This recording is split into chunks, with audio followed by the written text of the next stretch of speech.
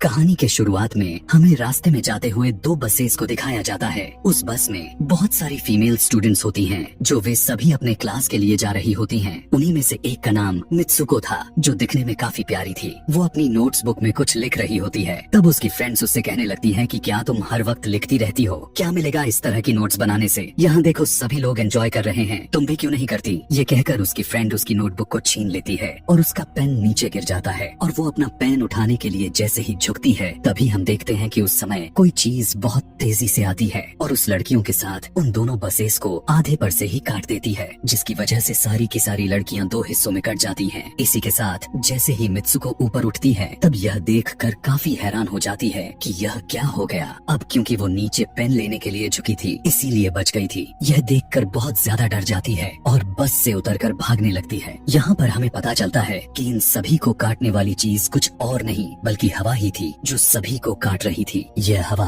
अब मित्सुको के पीछे भी पड़ जाती है। यह देखते हुए मित्सुको चिल्लाते हुए काफी तेजी से भागने लगती है। भागते समय उसे आगे चार लड़कियां और भी दिखाई देती हैं और वो उन्हें झुकने के लिए कहती हैं, लेकिन काफी देर हो चुकी थी। वो हवा उन्हें भी आधे पर से काट कर चली जाती है। लेकिन उनमें से मित्सुको एक लड़की को बचा लिया था कि तभी इन्हें कुछ साइकिलिंग करते हुए लड़कियां नजर आती हैं, जो कहीं पर जा रही थी। उन्हें भी ये बचाने की कोशिश करती हैं, लेकिन वो हवा उनके साथ भी वही करता है जो अभी इनके दोस्तों के साथ हुआ। और इसी दौरान वो लड़की भी मारी जाती है, जिसे अभी उस अदृश्य चीज से बचाया था। अब वो यह देखकर काफी डर जाती है और वो इधर उधर भागने लगती है। आगे हम देखते हैं कि मित्सुको जब एक नदी के पास जाती है, तो वो यह देखकर हैरान हो जाती है कि उस नदी में भी पहले से बहुत सारी डेड बॉडीज पड़े हुए थे, जिसने हवा ने यानी उस अदृश्य चीज ने काट दिया था। वहाँ से वो एक डेड बॉडी के कपड़े लेकर चेंज कर लेती है। अगले सीन में हम देखते हैं कि मित्सुको चलते चलते एक स्कूल में पहुँच चुकी है, जहाँ पर और भी बहुत सारी फीमेल स्टूडेंट्स थीं। उनका यूनिफॉर्म मित्सुको के यूनिफॉर्म से काफी डिफरेंट था। यानी यह भी था कि वो तो उनके स्कूल के स्टूडेंट तो नहीं थी कि तभी एक लड़की मित्सुको के पास आती है और उससे कहने लगती है कि तुम कैसी हो। दरअसल देखा जाए तो वो लड़की उसकी बेस्ट फ्रेंड थी, लेकिन मित्सुको उससे पूछती है कि क्या तुम सच में मेरी बेस्ट फ्रेंड हो, क्योंकि उसे कुछ भी समझ में नहीं आ रहा था कि उसके साथ हो क्या रहा है। वो काफी सदमे में थी। यहाँ पर हम यह भी जान पाते हैं कि मित्सुको और उसकी बेस्ट फ्रेंड काफी ज्यादा एक दूसरे को प्यार करती हैं कि तभी वहीं पर तेज हवा चलती है और मित्सुको डर कर बिल्डिंग के अंदर चली जाती है। उसकी बेस्ट फ्रेंड को कुछ भी समझ में नहीं आ रहा था कि ये हो क्या रहा है। वो मित्सुको से पूछने लगती है कि तुम इतना ज्यादा कांप क्यों रही हो और इतना ज्यादा डरी क्यों हो, तुम्हें हो क्या गया है। तब मित्सुको अपने बेस्ट फ्रेंड को सब कुछ बता देती है कि किस तरह से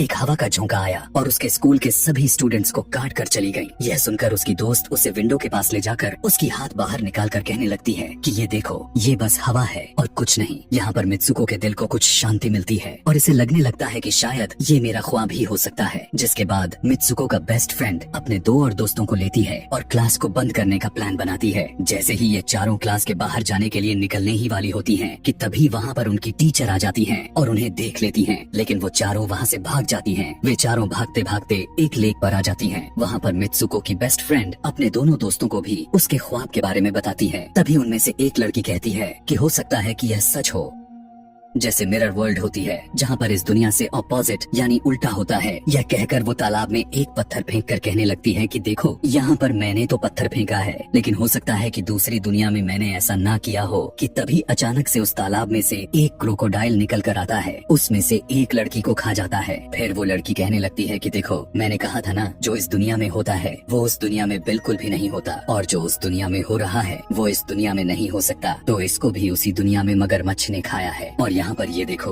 ये तो बिल्कुल सेफ है। उसी लेक के पास एक बिस्तर यानी एक बेड नजर आता है। ये चारों उस बेड से तकिए को उठाकर खेलने लगती हैं कि तभी हम देखते हैं दूर से दो लड़कियां इन्हें देख रही थीं। उन दोनों लड़कियों में से एक ब्राइडल बनी हुई थी, क्योंकि ये दोनों लड़कियां आपस में एक दूसरे से शादी कर ली थीं। जिसके बाद उनमें से एक फ्रेंड बताती है कि हमें कुछ ऐसा करना होगा जो उस दुनिया में इम्पॉसिबल हो, क्योंकि हमारे किस्मत तो पहले से लिखी जा चुकी है, लेकिन हम इसे बदल भी सकते हैं। जिसके बाद ये सभी लड़कियां अपने स्कूल में वापस आती हैं और नेक्स्ट लेक्चर लेने के लिए क्लास में चली जाती हैं कि तभी मित्सुको देखती है उसके पास एक तकिया पड़ा हुआ है। अब जैसे ही वो इस तकिए को उठाने के लिए नीचे झुकती है कि तभी उसकी टीचर पूरे क्लास में गन से फायर करने लगती है और जैसे ही मित्सुको उस तकिए को उठाकर ऊपर देखती है तो उसके क्लास के सभी लड़कियां मारी जा चुकी होती हैं और यहाँ पर एक बार फिर वो बच जाती है जैसे पिछली बार अपने ड्रीम्स में बच गई थी। मित्सुको की टीचर उसके पास आकर कहती है कि तुम्हारी हिम्मत कैसे हो गई, इस क्लास को बंद करने की तुम्हारा भी मरना तय है। कि तभी उसी वक्त दो लड़कियां और आ जाती हैं और मित्सुको को बचाकर वहाँ से भागने की कोशिश करती है, लेकिन एक दूसरी टीचर वहाँ पर आकर उन दोनों लड़कियों को मौत के घाट उतार देती है। अब जितने भी स्टूडेंट्स की जान बच गई थी, मित्सुको उनके साथ बाहर भागने लगती है, लेकिन स्कूल की सभी टीचर्स उन सभी लड़कियों पर फायरिंग करने लग जाती हैं। अब यहाँ पर फायरिंग के दौरान सभी लड़कियाँ जैसे ही वहाँ से बाहर आती हैं, तो यहाँ पर हवा उन्हें काट देती है। यहाँ पर अब मित्सुको यहाँ पर एक बार फिर से अकेली रह जाती है और वो वहाँ से भागकर क्राउड एरिया से होता हुआ पुलिस स्टेशन में जाती है। वो वहाँ पर सब कुछ बताने लगती है। उसकी यह बात सुनने के बाद पुलिस वाली लड़की उससे कहती है कि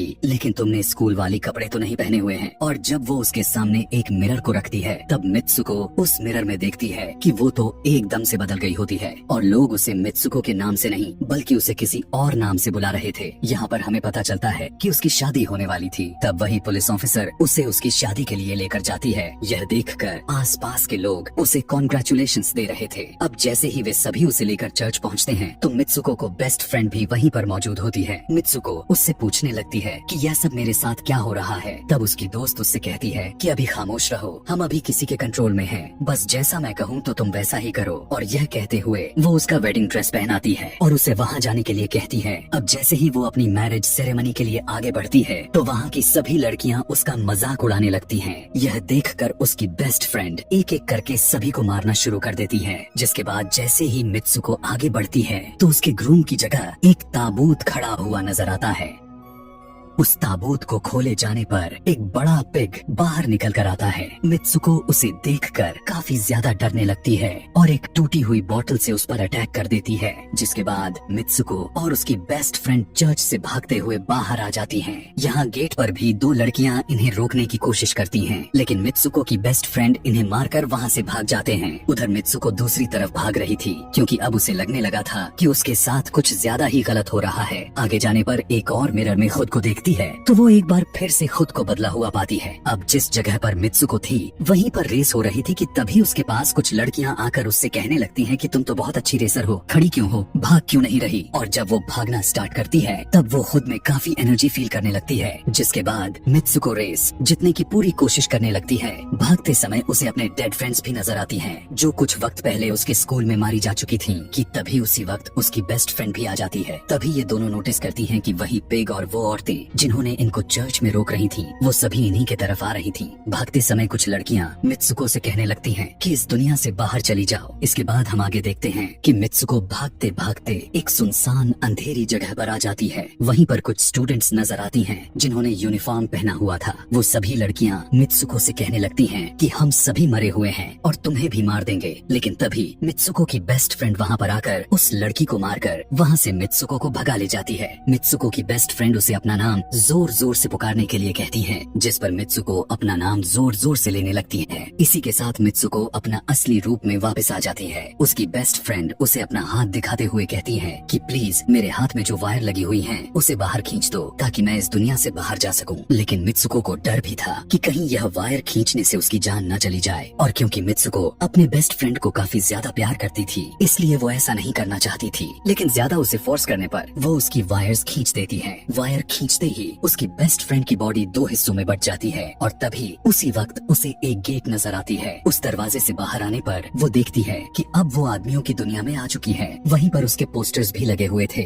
जिस पोस्टर को कुछ लड़के देख रहे थे तभी एक लड़का मित्सुको के पास आकर कहता है कि तुम फ्यूचर में हो। इस बात को सुनते ही वो बेहोश हो जाती है। कुछ टाइम के बाद जब उसे होश आता है तब वो आगे बढ़ती है। तब वो देखती है कि एक बूढ़ा आदमी गेम खेल रहा होता है और उसी गेम में मित्सुको वही कैरेक्टर नजर आती है जो अभी बनी हुई है। मित्सुको को देखते ही बूढ़ा आदमी कहने लगता है कि मैंने ही इस गेम को बनाया है और मैं ही हूँ जो तुम लोगों को कंट्रोल कर रहा हूँ। तुम तो बहुत पहले मारी जा चुकी थी लेकिन मैंने तुम्हारा डीएनए लेकर तुम्हें फिर से बनाया। मित्सुको को जब यह बात सुनकर उसे पता चल जाता है कि यह एक गेम है तो उसे लगता है कि शायद मैं अभी भी अपने दुनिया में जा सकती हूँ। कि तभी उसी समय एक आदमी आता है और मित्सुको को अपने पास बुलाने लगता है। तब वो बूढ़ा आदमी मित्सुको से उसकी आखिरी लेवल को कंप्लीट करने के लिए कहता है। वो आगे बढ़ने लगती है कि तभी मित्सुको को अपने दोस्त की कही हुई बात याद आ जाती है। कि अगर हम इस दुनिया में कुछ ऐसा करेंगे जो दूसरी दुनिया में इम्पॉसिबल हो तो तुम इस गेम से बाहर आ जाओगी। और इसी के साथ वो इस आदमी का गला दबा देती है और कहने लगती है, बस करो हमारे साथ खेलना। यह कहकर मित्सुको उस बूढ़े आदमी की छड़ी को उठाकर अपने पेट में घुसा देती है, जिस वजह से उसकी मौत हो जाती है। और यहाँ पर हम देखते हैं कि बूढ़ा आदमी यह सोच भी नहीं सकता था कि मित्सुको ऐसा कुछ कर सकती थी, और इसी के साथ उसकी डेस्टिनी पूरी तरह से चेंज हो जाती है। वो इस दुनिया में यानी गेम में तो मर चुकी थी, लेकिन असली दुनिया में वो अभी भी जिंदा थी। आगे हमें ये भी दिखाया जाता है कि मित्सुको के बाकी के कैरेक्टर्स भी किसी न किसी वजह से अपने आप को मार लेते हैं, और अब वे सभी गेम का पार्ट नहीं थे। अगले सीन में हमें मित्सुको को बर्फीले जगह पर लेटा हुआ दिखाया जाता है, और अब वो अपने रियल वर्ल्ड में आ चुकी थी। और इसी के साथ यह दिमाग घुमा देने वाली कहानी यहीं पर खत्म हो जाती है। आगे और भी ऐसे ही एक्सप्लेनेशन मूवीज देखने के लिए कमेंट में नेक्स्ट लिखना ना भूलें। Thanks for watching.